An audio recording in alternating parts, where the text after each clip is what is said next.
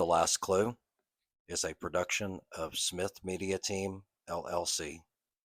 Listener discretion is advised, mostly because of me. I'm sick of hearing about Amy Bradley. Yeah, I, and I want to be respectful. I Don't understand. get me wrong. I'm tired of hearing about this story. Let's just talk about this, get it out in the air. We've watched all the documentaries.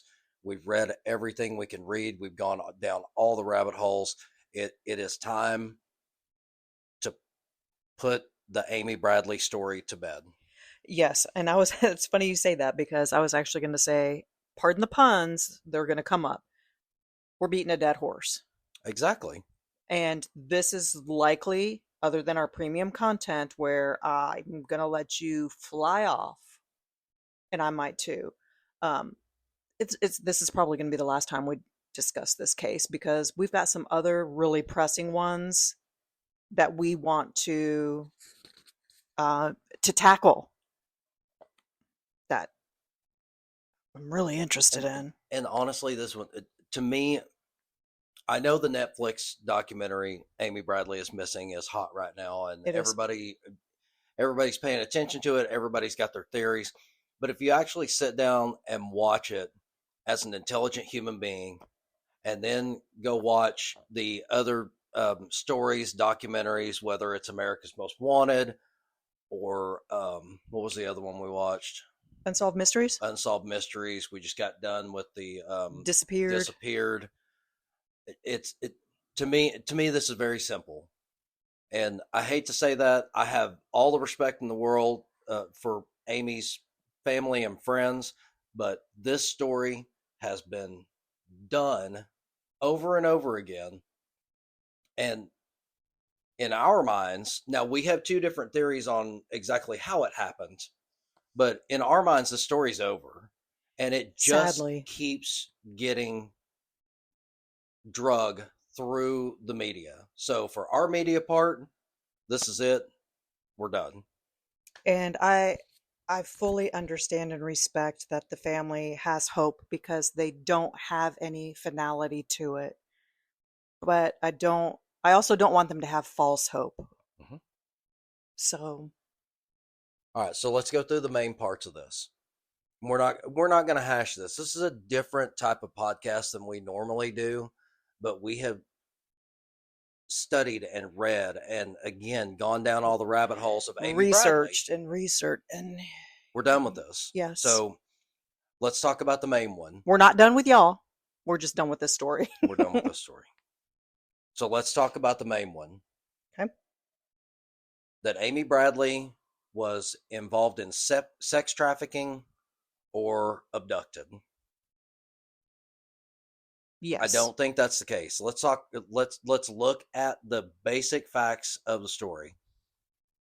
They were out partying all night on the cruise ship. I love the fact in the Netflix documentary that the dad said, "Oh, she only had X amount of beers on my tab." Sure. I listen, Ron. I know you're listening. If he's not, Brad is. Brad listens to everything. We'll get into Brad in a second. Ron, it is entirely possible for an adult, and I understand she's your daughter. I get that. She's an adult. When she crosses the threshold of 18, she becomes an adult, like it or not. She's an adult. Trust me. So We don't all like that. she sure she had some beers on your tab. How Hmm. many drinks, how many mixed drinks did she have on somebody else's tab? We don't know. That's the thing. You're on a cruise ship. It doesn't have to be on your tab. Right.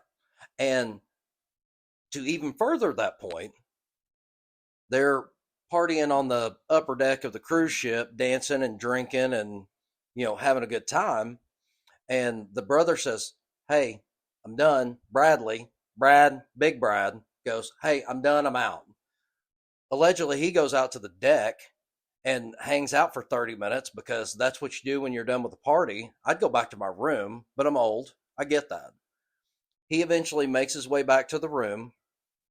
Then he goes out on the balcony. Then Amy joins him. And guess what they do? Get their drink on They start drinking again. or continue drinking. Well, yeah, that's fair. Well, So, here we are in international waters. We yeah. don't really know what time it is. Mhm. So we're sitting out on the deck having a good time talking, and thank God that Brad in one of the documentaries was explaining to his sister that he had never been to Curacao before. Because I'm so glad that that fact came out. I'm pretty You're sure she knew that. you're in international waters and it's your first time on a cruise, I believe, Brad. I'm gonna guess, yeah, you haven't been to Curacao, but that's just me. So they sit out on the balcony and plow away a bottle of wine. I know what happens to me if I decide to plow away a bottle of wine. I know what happens to me if I decide to plow away a bottle of wine too, and that's why I moved away from bottled wine and went to the box. Yeah. They put more in there. So they finish up, and Brad goes, "I'm going to bed." Hmm. And Amy says, "I want to stay outside in the air," because she was hesitant about getting on a boat in the first place. Even though she was a swimmer, she was hesitant about getting on the boat in the first place because she didn't like the idea of open water. Yeah. Fine, I get that. Yeah, the ocean can be terrifying. I grew up in Florida and I'm not a fan of the ocean. Sure. And I've been on a cruise. So And I came back. you survived it. I did. Do you have the T-shirt that says "I'm a cruise ship survivor"?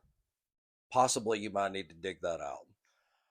There's So a lot I don't remember from the cruise because I had a lot of drinks and guess what? I didn't buy a lot of those. hmm, that's fair. So we've got the sex traffic thing, and we think we pretty much got that narrowed down because, again, we're going to assume, and this is a big assumption, but I'm going to assume that everybody except about 35% of the staff had been drinking that night. The band was drinking. Of course. You know that some of the staff members, they get off their shifts. Hmm. They don't work 24-hour shifts for the entire cruise. They get off their shifts. They go change into their who farted t-shirt and their khaki shorts and go have a couple of drinks because they've got to turn loose too. They're dealing with 2,000-3,000 people on this boat. If I remember correctly, it was upwards of 2,900 people on this particular cruise between staff and guests. So that's well over 2,000 people that are getting their drink on. This is a floating city. Sure. Now, albeit it might be a small city, Yeah. 2,900 people, but they exist in rural America. Yeah. And like you said, again, in international waters, so it's a little bit looser on the rules. Oh, You've yeah, got some loopholes, etc. Oh, there's a lot of loopholes Sure. because you don't know whose jurisdiction you're in. No. And then to prove whose jurisdiction you're in, but here that's not the point. The point is that the main theory out there is that Amy Bradley was sex trafficked. Are you debunking that? Yeah. I mean, if we can believe the dad, Ron, who also got his drink on, he never mentioned how many drinks he had. But if we believe Ron, he woke up around 5:30, his time, his clock. Correct. Woke up around 5:30, looked out. There were two different ideas, but basically he saw part of Amy out on the balcony. Mm-hmm. One documentary said she was sitting up. One documentary said she was laying down. He saw her legs. He saw her feet. legs, yeah. It doesn't matter. He says he saw her. For whatever reason, right around 6 o'clock, he wakes up again and doesn't see her. And allegedly, because we don't know this, the only people in that room that know are the family who are in front of the media for the past 20 some odd years. Mm-hmm. So he says the door was open and Amy's nowhere to be found. Well, nobody came in your room because if they did, there would be a key entry. Right. They've got those clocked or time stamped And for entry into the room. And if Amy was as respectable of a daughter and a human being as we've heard about in these multiple documentaries, if she would have got up off of the balcony and came back to the room, she would have shut the goddamn door behind her, because her dad claimed that if he heard the air outside, that he would have woken up immediately, And he would have shut the door. and he would have shut. Yes, he did say So that. Amy knows this. Amy knows her dad. So Which means she was raised to do the same thing. correct. So that, to me, rules sex trafficking and abduction out. Now, on that same note, I always also want to make a point. If you've ever been on those cruise ships, which I know you have because you said earlier, those doors are not quiet. They're not. as loud as hotel doors or louder. So had she not only got off the balcony, came through the glass door, not shut it behind her, and then went out of the front door, there's no quiet way to get out of there. I see smoke. Yeah, you do. And this is legit just hitting me right now. Okay. And I don't know if this is something that you can answer, but, and I'm probably not asking you to, I'm actually kind of thinking out loud right now. But you know what? I feel like the cruise ship is kind of like an airplane. Isn't there some sort of pressurization going on? Like, let me just spit it out there and maybe it'll come to me. But if the sliding glass door is open and you go to open the cabin door, isn't that going to create some sort of wind tunnel? Like if you open both car doors at the same time on a windy day? Mm-hmm. So if the sliding glass door was open 14 to 16 inches, because I've heard Ron say that ad nauseum, 14 to 16 inches, that balcony door was open.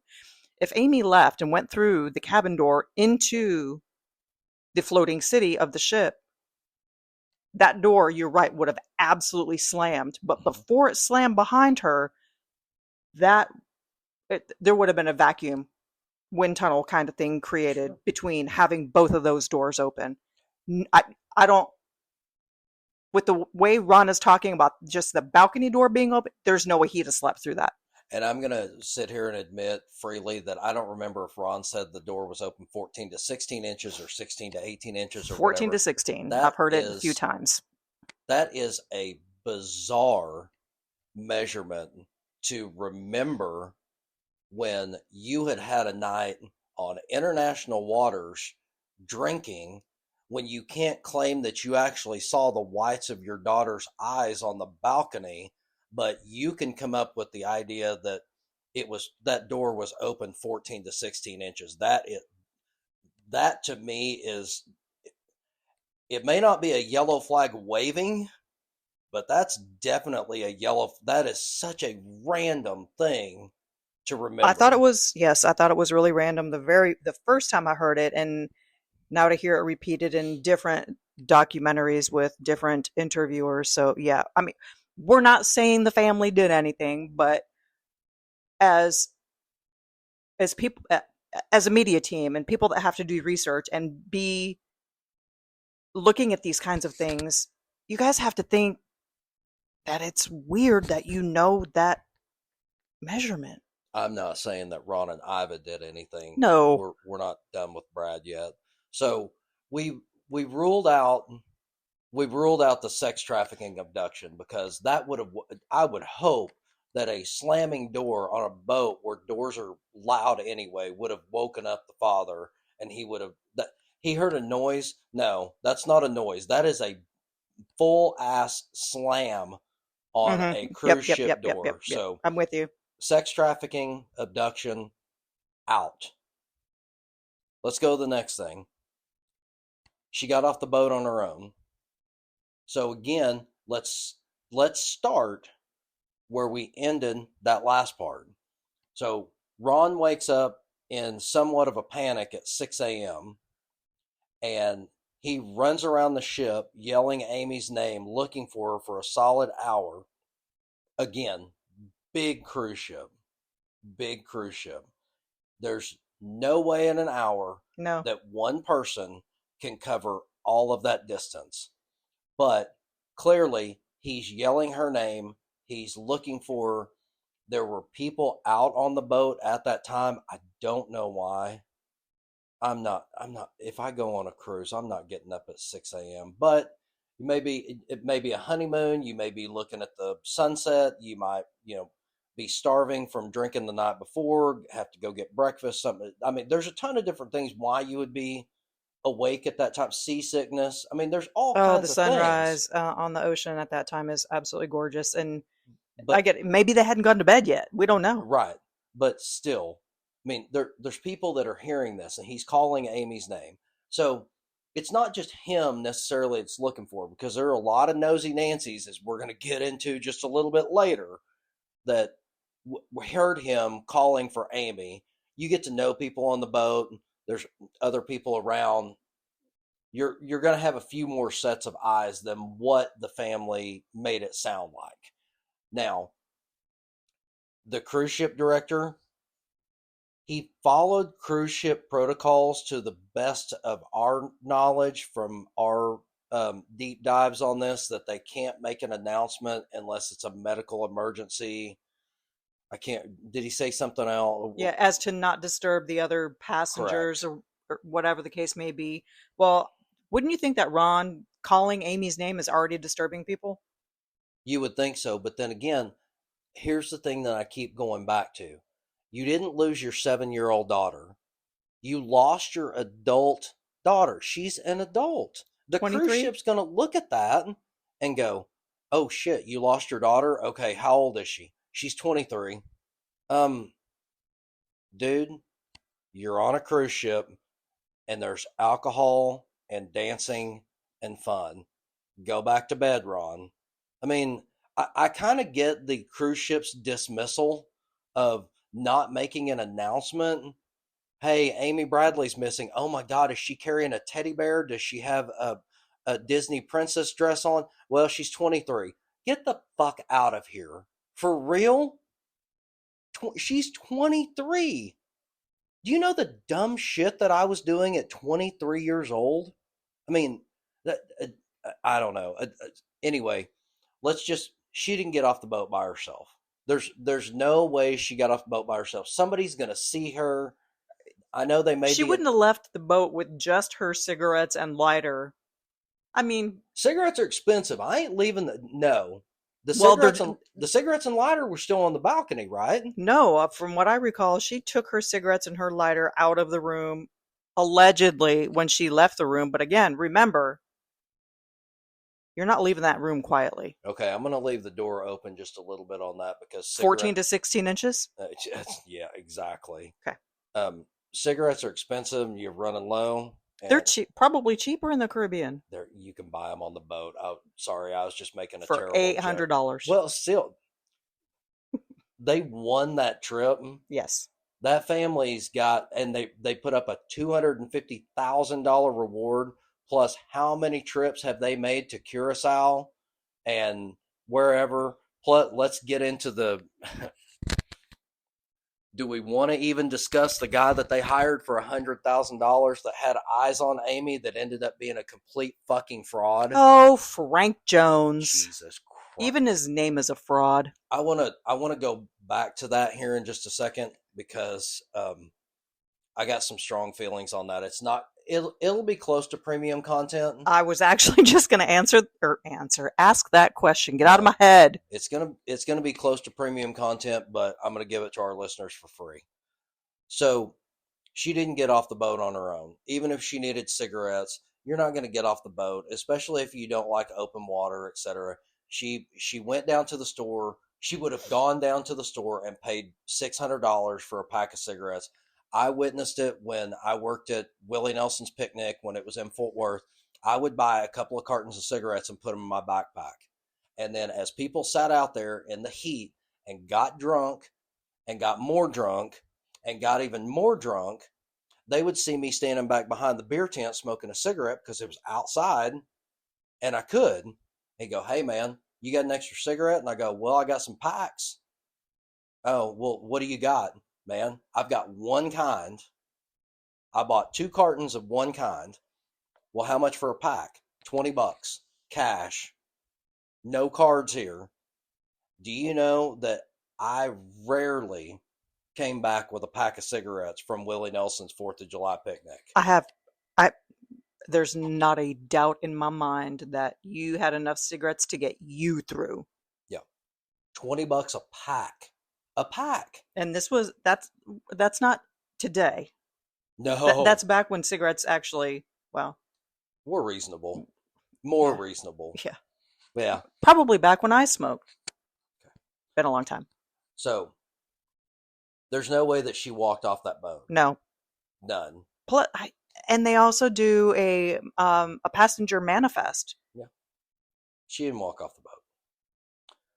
Now we've got the bass player. Old Yeller. Old Yeller. Alistair. So he's not the most forthcoming person I've ever seen. Mm. He was having a little bit of fun with, dancing with Amy, having a good time. There are reported sightings, but again, you're talking about the early morning hours on a boat when 90+% of the boat has been drinking. He may have been worried that he had interaction with her on the dance floor and it was such a public area, but I have a really hard time believing that these minimal sightings of him and her on the boat would constitute anything. I can understand why he would be nervous. He was seen with a white American woman, and he is not a white American man. I could see where he would be nervous. And even in the Netflix doc, where he's not exactly forthcoming to his daughter who's asking him for answers. Mm-hmm. But and the polygraph, I don't think he did so well on. I don't, but what kind of polygraph was it? I mean, what was it, a true FBI polygraph? Was he under stress? Was he told not to fidget, not to move? Was he told all of those things on the shows that we love where we watch people undergo polygraphs? Was he told all of those things? Like the ex-wife of Gary Coleman, she couldn't stay still. The FBI person that was telling her, that was administrating the test, said, hold still. You're not in kindergarten. You're supposed to follow simple rules. Did he have that same luxury of having somebody say, if you wiggle your feet, if you wiggle your ears, if you wiggle your nose, it's gonna set the thing off? I don't know. This might be one of the places where you and I have slight differences of opinion, because I'm still on the fence about him. I still have a lot of questions about him.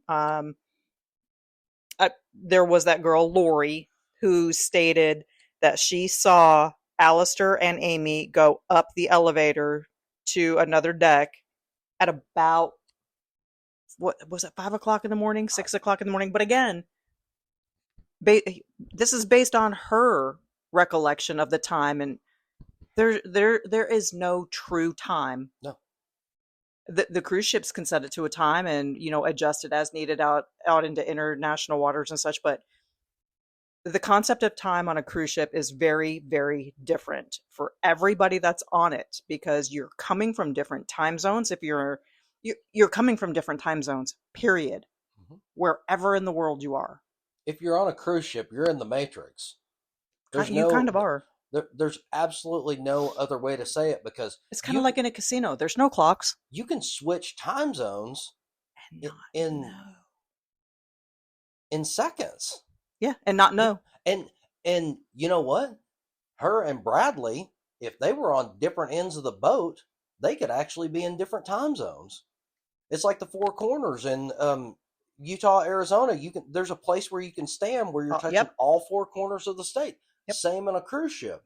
You don't know what time zone you're in. Anyway, back to the bass player. And like I said, we may have differing opinions. Um, I do think, and I heard you say it, I do think that there is the outside possibility that if those sightings of he and Amy Bradley going up to the top of the ship are legitimate, which we don't know because cruise ships have limited cameras, and Especially if back in this day. if you have dug into cruise ships and what happens on cruise ships, Mm, you know exactly why. mm. Um, there is a slight possibility that something nefarious could have happened up there between Old Yeller and Amy Bradley. Absolutely. I think it's unlikely because he would have had to get her down from where they were and from the drafts and the photos that we've seen of the cruise ship where he potentially had her. And again, this is all speculation Sure. because we don't even know that those two were actually truly seen together. But where they were, he would not have been able to get her body off of the boat by throwing it over the side. I think Cleanly. clean, yeah, and if it wasn't cleanly, then there would obviously be evidence.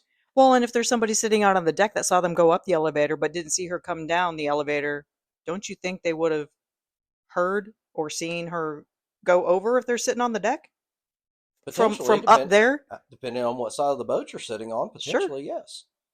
So for me, I am going to at this point, I am going to um, recuse the bass player that is now an exorcist, Old Yeller, Big Bird, whatever his name is, the guy who can't tell his daughter the truth. I am actually going to recuse him and say that I don't think that the bass player had anything to do with it. Now, did he maybe try to put his hand in the cookie jar if they went up to the top? Did he try to put his hand in the cookie jar and end up with a black eye that he retaliated? That is totally possible, but we don't know that those two people went up to the top of the cruise ship at all. There's no evidence. There are eyewitnesses who had blurry eyes because they had been drinking. So Mm-hmm. for me, I think as unsettling as the bass player has acted, I don't think he actually did anything other than maybe slapped her across the face with if he advanced on her and she said no. I I think there's something going on there, but I don't think it has anything to do with what happened to Amy. Do you think he was a Scientologist? Because that's another theory is that she I was think he spotted. was a mixologist of Uh, some sort. yeah, he was definitely a mixologist. Um, bass players aren't really part of the band either. Sorry, guys from Kingdom Collapse. Um, so the thing about the Scientologists, I think, is weird. But so Amy was spotted on the boat talking to a couple of Scientologists, Alleged Scientologists, alleged Scientologists, and according to Brad. uh, Big Brad. And allegedly, a couple of Scientologists approached Brad after Amy was missing, and as Brad described it, was interviewing him. I know that I know there are strong thoughts about Scientology. I'm going to sum this up in one sentence, and I probably won't talk about this again. If Leah Remini is smart enough to get out of Scientology, then anybody can get out of Scientology. I don't think that Scientology has anything whatsoever to do with this, other than the fact that those people can be really annoying when they want to. Yeah, well, I'm just bothered by the fact that this did not really come up in the documentaries. This is something that's coming up years later. So, I'm going to take a pass on that. So we're done with Scientology. Done. Don't think this is it. So let's go to everybody's new favorite game show, The Witnesses. So now that we've got this bright, shiny new documentary on Netflix, now we've got these people who are coming out of the woodworks. Now, I will admit, some of these witnesses were in Disappeared. I think one of them might have been in Unsolved Mysteries, but everybody likes to talk about the witnesses. So let's talk about the witnesses for a second. I just took off my earrings. I can't say I blame you there. Hold my earrings. Let's go. So the first one I want to talk about is we've got the taxi cab driver. The taxi cab driver. Now, this is when Ron and Big Brad fly back to Curacao to go looking for Amy after they had already left. This is their second visit. Brad's official second visit, because he had never been to Curacao before. Sure. Covered that. Yep. So you're putting up flyers with a woman's, let's stop saying girl, a woman's photo on them. And this taxi cab driver is smart enough to see these flyers, probably looks at one on one of the light posts or tears one down and studies all the information and says, they're offering what? How much money? $250K? That's not only is that a lot of money in the United States, That is a shit ton of money. in the Caribbean. So we got this taxi cab driver, which I would really like to see a picture of the taxi cab he was driving at the time, because I'm pretty sure that it probably said taxi cab driving and psychic or tarot card reader or some bullshit like that. So he sees one of these flyers, he sees said picture, he sees $250K, and I'm going somewhere with this as we go down this list of witnesses. He sees dollar signs, because if they happen to find Amy, he can go back and go, I spoke to the dad directly, which is not that hard, because there's only two people in the Caribbean that are putting up flyers with a white girl's picture on it. And White woman. He picked white woman. And he picked the older of the two and guessed right. Tell him what he's won, Johnny. He's won a direct line to the father of a missing white American girl that's worth $250K. I'd take that $250,000. No, Sir. shit. So I think the taxi cab driver's story is just absolute bullshit. He says that she came and beat on his window, asked where she could find a phone, and then went in the opposite direction of said phone. That was directly behind her. Right. Okay. But you can go look in this resort area, because that's where you're going to find Amy. I think this guy probably graduated from the Psychic Readings Hotline University. Let's just keep it at that. Now let's go to the scuba diver. Is that the dude on the beach? The Canadian. Okay. He's on the beach. He had just got done scuba diving. He was cleaning up and this is all from the different documentaries we watched. He was cleaning up his equipment. And he all of a sudden, after this photo of Amy Bradley had been on TV and on posters and et cetera, he sees Amy Bradley with two aggressive men, because the story had come out that they thought that she had been trafficked. Mm-hmm. And he distinctly remembers a tattoo of the Tasmanian devil on her shoulder, which is a tattoo that Amy wore proudly. It was baby Taz spinning basketball. We've all seen it. I have a Taz tattoo.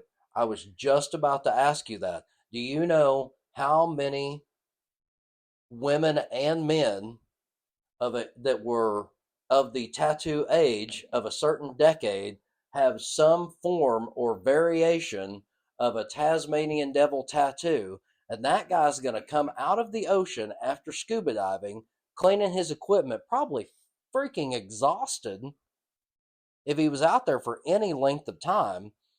But he was smart enough to see a woman that looks like Amy Bradley and quick enough to notice that on her back shoulder she had a tattoo of baby Taz spinning a basketball.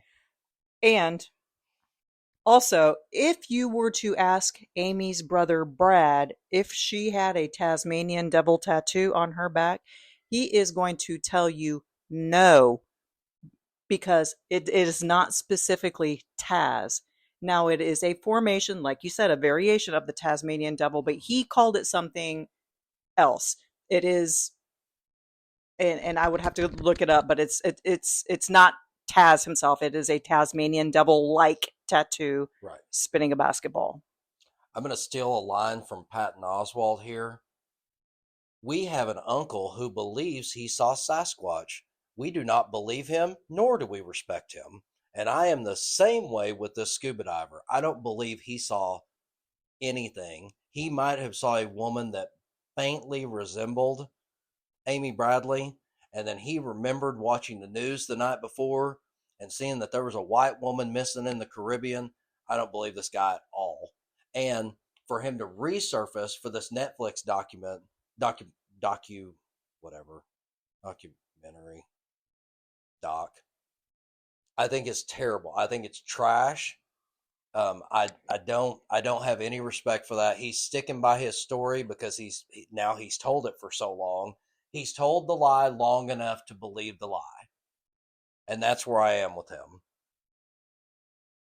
Now we've got the mysterious boatmate, the guy that was next to the Bradley family that allegedly would lean over. Now, first of all, this guy, he's creepy as hell anyway, but he's leaned over and having conversations with Amy. And then when Amy went missing, there was all this loud music coming from next door, et cetera, et cetera. I mean, I really don't think. Now, did he have some kind of interaction that could have caused Amy to fall off the boat? Possibly. We'll get into that later. But this boatmate thing, I mean, I think Well, that's just exact trash. well, and Amy's family parents won the trip from work. Hmm.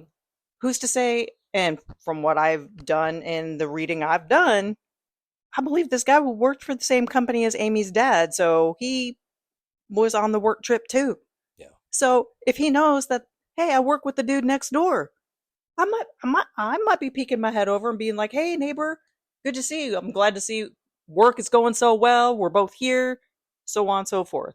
I'm not being creepy about it. I'm excited that I'm here with somebody I know. Well, and Kind of know. the other thing too. I mean, if the guy's in his cabin alone and he's got the music turned up or whatever, we don't know that he doesn't have an X-rated movie on the film or on the TV, and he's over there going to Pound Town by himself, and he just doesn't want anybody to hear that, that he screams weird things when he's getting ready to, you know, paint the walls. Or maybe he's hard of hearing. Uh, I I hear that.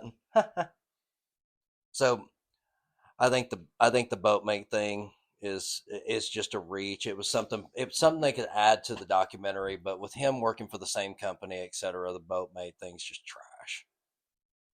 Let's go to the crazy lady in the shop. This lady, I'm almost sure this was her first time to the Caribbean. So she's in this random shop and she decides she's got to go to the bathroom. She probably decided that she had to go to the bathroom because she took in enough weed fumes that um, she needed to wash her hands, wash her face, etc. She goes in the bathroom. There's another girl in the bathroom, and the girl feels comfortable enough in said bathroom. I don't know how women are in bathrooms, but guys don't typically spend a whole lot of time having conversation. Maybe it's different. I don't. But she says that basically this girl who looked lost, who looked skinny, who may or may not have looked like she had some drugs in her system, Look claimed scared. claimed to, that her name was Amy and that she needed some kind of help, and she, for whatever reason, she reached out to this particular lady because she thought she was safe. I think this lady, again, probably caught a whiff or two of the good ganja, and she doesn't quite remember exactly what happened. There's a lady in the bathroom. I'm sure if you have conversation, that's fine. I really can't imagine that this lady had a conversation with Amy Bradley, especially after that much time.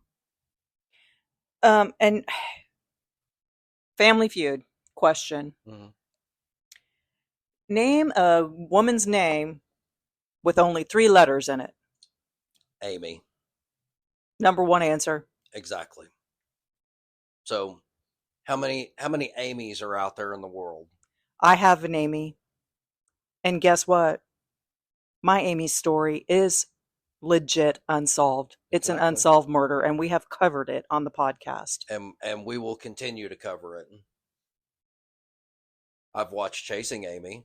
I love Kevin Smith movies. So I think this lady's full of crap. I think she took an opportunity. I don't think she deceitfully took an opportunity to be on the documentary, but I think she's told the lie long enough that she believes the lie.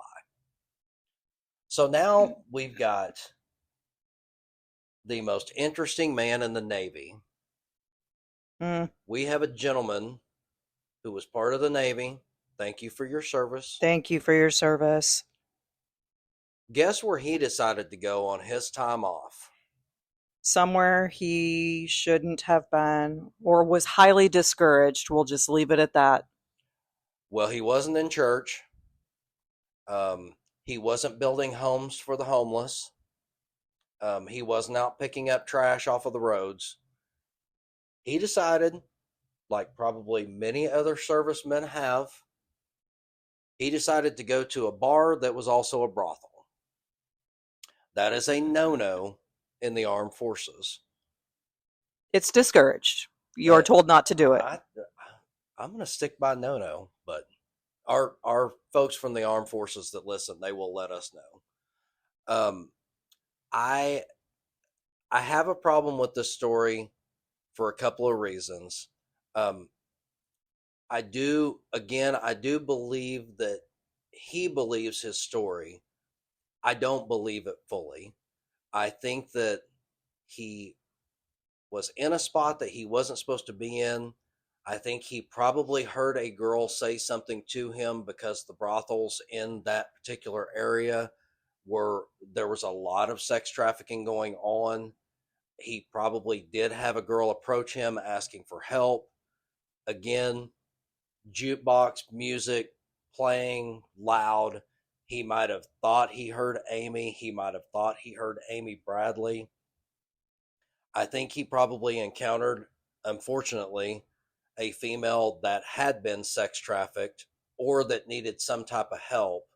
And over time, that story has become part of the Amy Bradley timeline.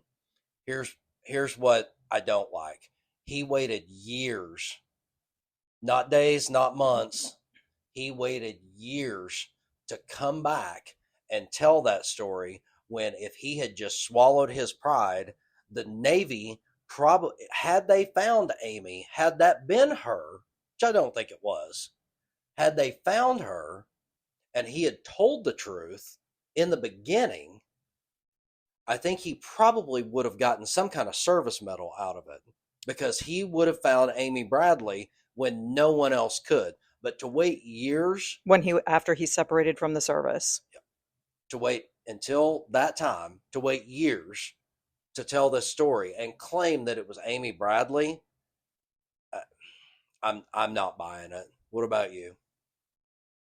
That one's a hard pill for me to swallow. And you know how I feel about the military. Exactly. So let's go to the internet searches. Netflix decided to bring up the idea, and it's honestly, they focused on it too much. There are internet searches and internet visits to websites that have to do with Amy Bradley that are coming from that general region on the anniversary of her disappearance. Mm-hmm. Let me just squash that really quick.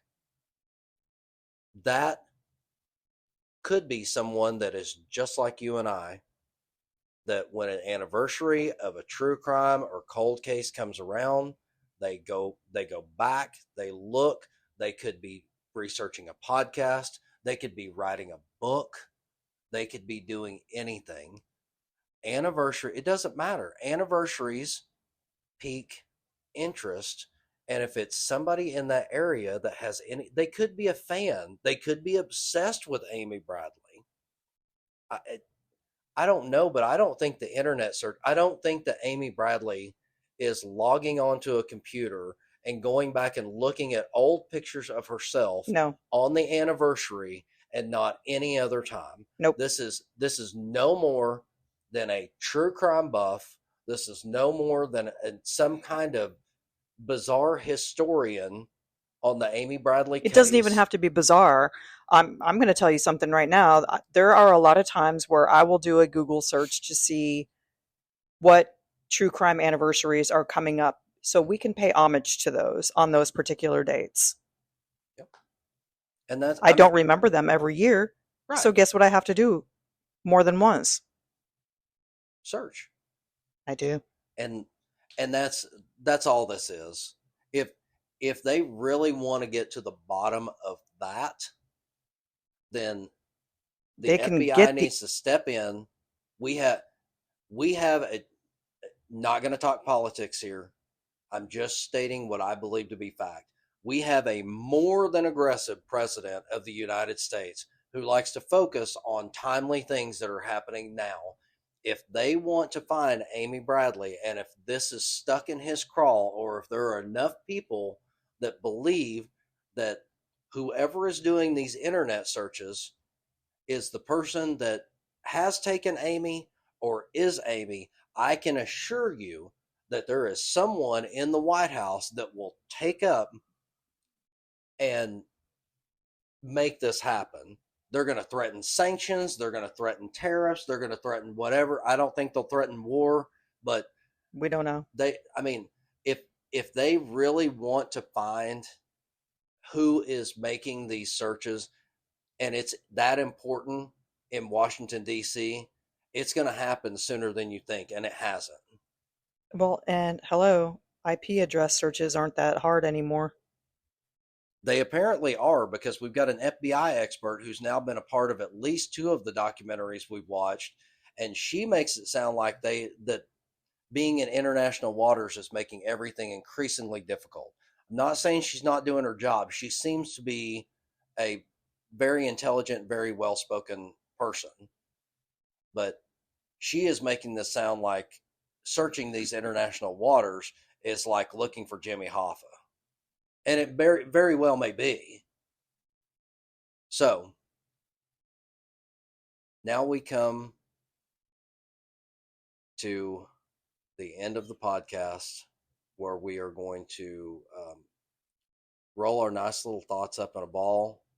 And then we are going to tell you that when we go to premium content, we are going to discuss our 2 theories of what actually happened to Amy Bradley. You and I both have differing theories that all come to the same ending, but we have two different prospects of what we think and what most likely happened to Amy Bradley. So, as we wrap up here, Do you have any final thoughts on what we've discussed here on the last clue? I just want to say to Amy's family, I am very sorry for everything that you've been through, and I'm very sorry for your loss. I concur with that. I I would like to apologize if it seemed harsh, but a lot of people have taken advantage of that family. They We've seen definitely it, have. and I'm gonna take a shot across the bow, and I'm not gonna hide behind it. Not only did they hire a so-called expert that claimed to have found Amy and was going to bring her back home, they spent $100,000. This guy was allegedly drinking Dom Perignon at a bar when one of the other associates overheard him. Guy ended up getting 5 years in prison. But I'm also going to take a shot here at the Netflix documentary. This family has been through a ton with their missing daughter. They have. And for someone to say, hey, let's put that back in the spotlight and not offer anything else, I'm going to tell you right now, that Netflix documentary was absolutely a cash grab at Amy Bradley's family's expense. That's all they did. They literally rehashed everything that had been talked about with Amy Bradley over decades, and they took the money and ran. They're saying that they're getting new leads in. What are they doing with them? We don't know, because all they do is sit back and say, yeah, we're getting new leads in, we're getting information in, we're getting this in. Really? Because I haven't seen any breaking news about anything except for one thing, and that's what we're going to talk about on our premium podcast along with our theories. There is a piece of evidence out there that needs to be examined, and it needs to be examined right away. We have the company to do it, and then we're going to go into our thoughts about what actually happened to Amy Bradley.